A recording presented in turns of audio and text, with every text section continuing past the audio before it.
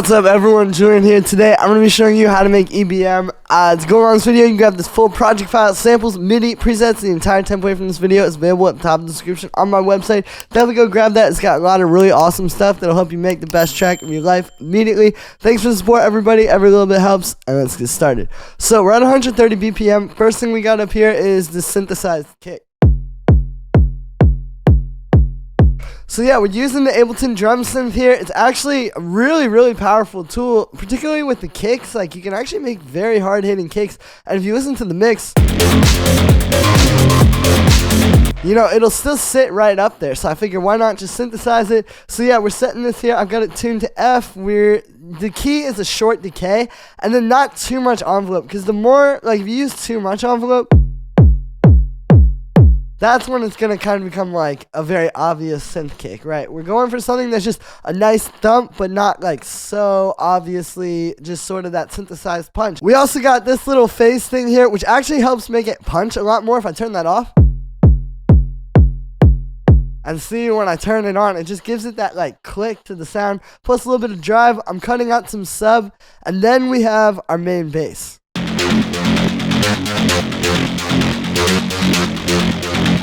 Now this actually has two layers,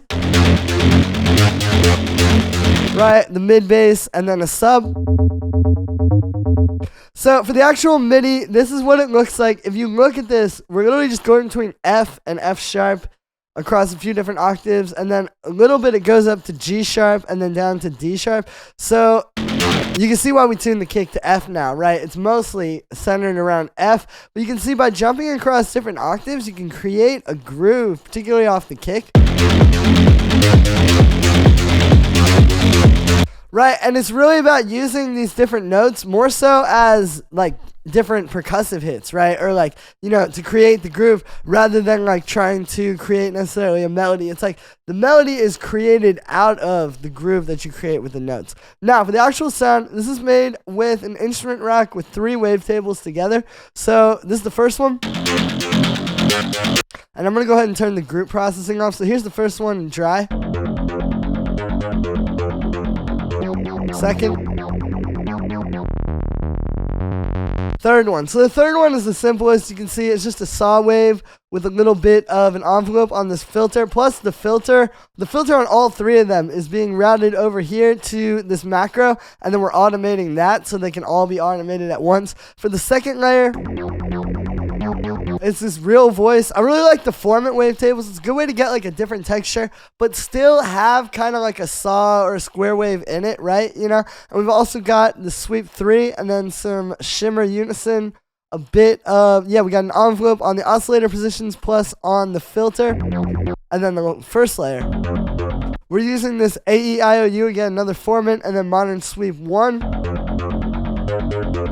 So just like a super juicy wavetable sound. I'm pretty sure this is actually pretty much like the same patch, and then I just duplicated it and kind of tweaked it to make the second layer. And that's a great way to do this kind of sound design. Is like start with one of these, duplicate it, tweak it a little bit, and you can make layers really easily, right? So we got all that going together. Then we have a high pass into some distortion.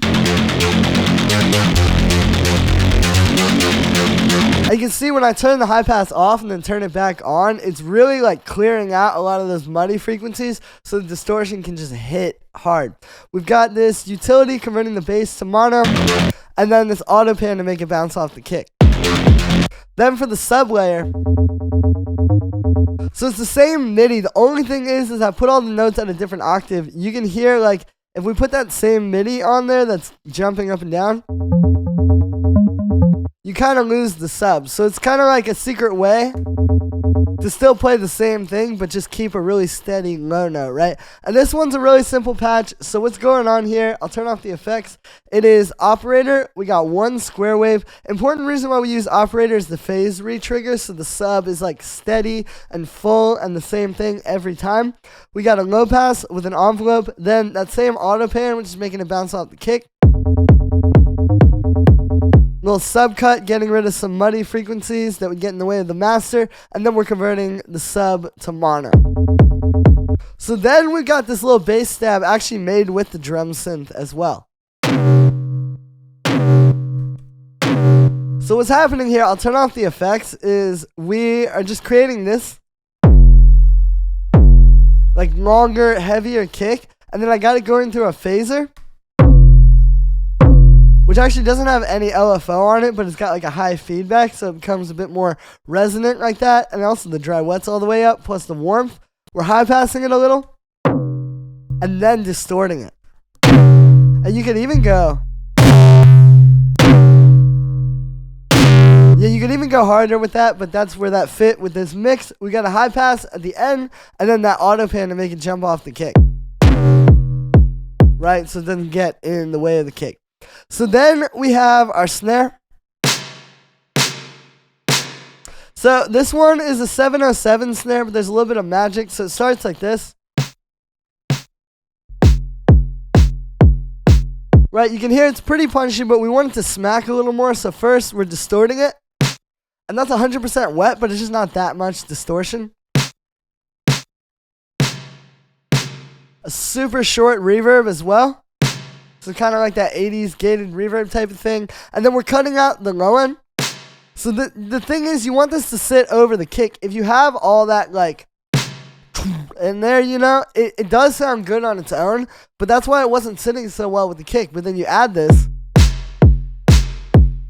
And so you still get the punch in the snare. It's just not going to clash so much with the attack. And then we got a limiter at the end to kind of like push it up. And see, now it really hits. Then we've got this little wavetable stab. So this is meant to kind of sit over the bass line.